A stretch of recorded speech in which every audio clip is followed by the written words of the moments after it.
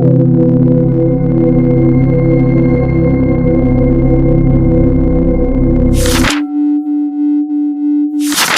Islam sudah dianut oleh beberapa penduduk Jawa sejak zaman Majapahit pada abad ke-14. Ini dibuktikan dengan adanya nisan-nisan Muslim di ibu kota Majapahit, yakni Trowulan.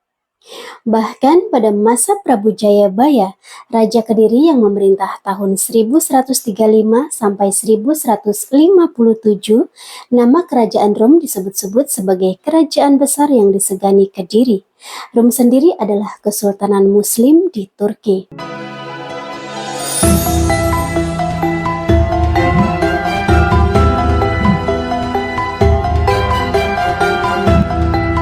Penyebaran agama Islam mulai terasa gaungnya pada akhir tahun 1300-an, yakni dengan kedatangan beberapa pendakwah dari Timur Tengah, seperti Syekh Maulana Malik Ibrahim atau Sunan Gresik, Syekh Jumadil Kubra, Syekh Maulana Maghribi, Syekh Subakir, dan beberapa pendakwah lainnya.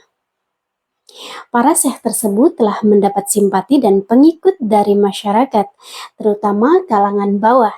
Namun mereka belum mampu menjangkau masyarakat kelas bangsawan, sehingga jumlah penduduk Jawa yang masuk Islam jumlahnya belum signifikan. Sampai akhirnya era baru dakwah Islam di tanah Jawa memasuki babak baru semenjak kedatangan Raden Rahmat atau Sunan Ampel.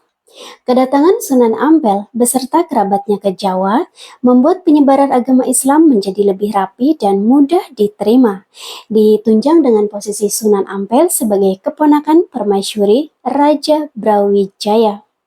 Ini menjadikan Sunan Ampel memiliki legitimasi kuat sebagai salah satu bangsawan yang dihormati penduduk Surabaya dan sekitarnya.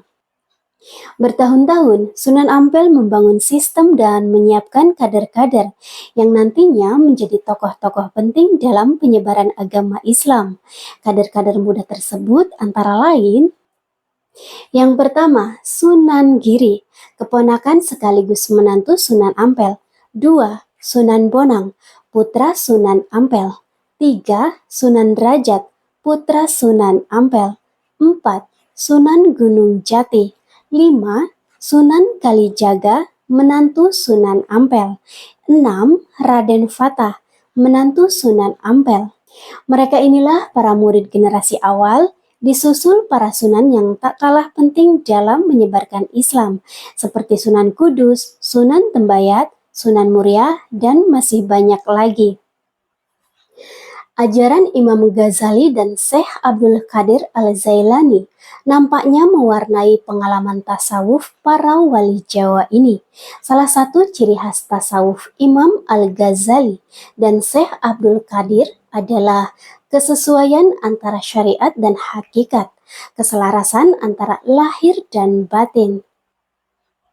Para wali ini juga bersikap kompromis terhadap adat istiadat masyarakat yang sudah berjalan.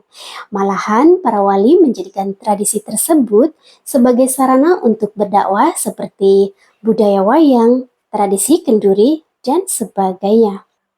Sempat muncul tokoh Syekh Siti Jenar yang mengamalkan ajaran Al-Halaz pada tahun 921 Masehi. Salah satu ajaran Al-Halaz adalah hulul, yakni penitisan Tuhan ke dalam diri manusia.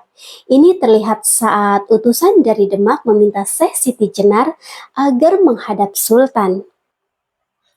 Kanjeng Syekh Siti Jenar dimohon menghadap ke Demak. Dijawabnya, Syekh Siti Jenar tidak ada, yang ada Allah. Lalu utusan berkata, Allah diminta menghadap ke Demak. Dijawab olehnya, Allah tidak ada, yang ada Syekh Siti Jenar. Kata-kata Syekh Siti Jenar ini tidak dibenarkan sesuai syariat Islam. Para sunan pun menghakimi Syekh Siti Jenar sesat dan dihukum mati. Ratusan tahun sebelumnya, hukuman mati juga dialami oleh Al-Halaz di Baghdad karena dia didakwa sesat.